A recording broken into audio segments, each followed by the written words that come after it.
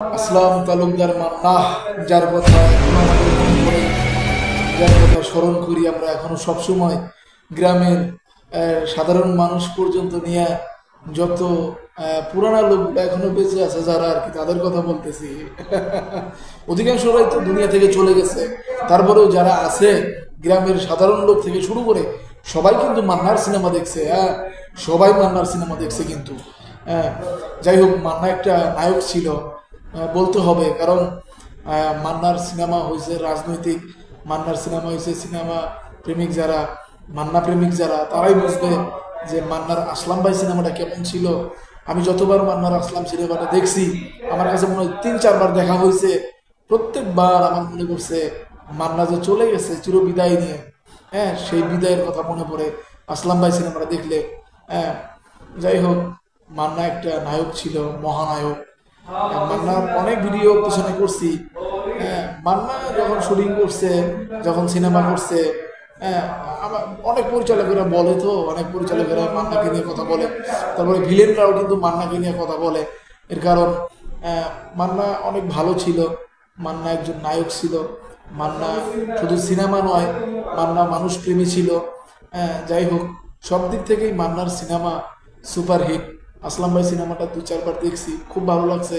শুধু আসলাম ভাই সিনেমা নয়, মান্নার যতগুলো সিনেমা আছে প্রায় সিনেমাই দেখি, ভালো লাগে।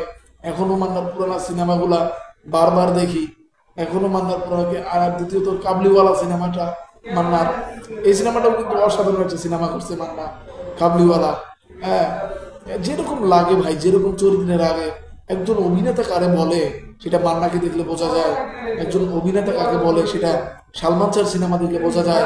একটা অভিনেতা কাকে বলে সেটা, হ্যাঁ, আহ, জসিমকে দেখলে বোঝা যায়, নায়ক জসিমকে দেখলে বোঝা যায়।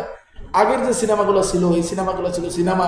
এখন যে সিনেমাগুলো হইতেছে এগুলোর মধ্যে অশ্লীল দিয়ে মানে ভরপুর, অশ্লীলে ভরপুর। আগের সিনেমাগুলো রাজনৈতিক ছিল, সামাজিক সামাজিক ছিল, সব দিক থেকে আগের সিনেমাগুলো খুব ভালো ছিল। এখনকার সিনেমাগুলো সেরকম হয় না, বা সেরকম হইতেছে না, হবে না। বরং দিন যত যাবে তত সিনেমাগুলোর অধপতন হবে। এটাই হলো কথা, সিনেমা ভালো হবে না ভাই এখন, চাইলেও সিনেমা ভালো হবে না এখন, সিনেমাগুলো সব অধপতনের দিকে যাবে।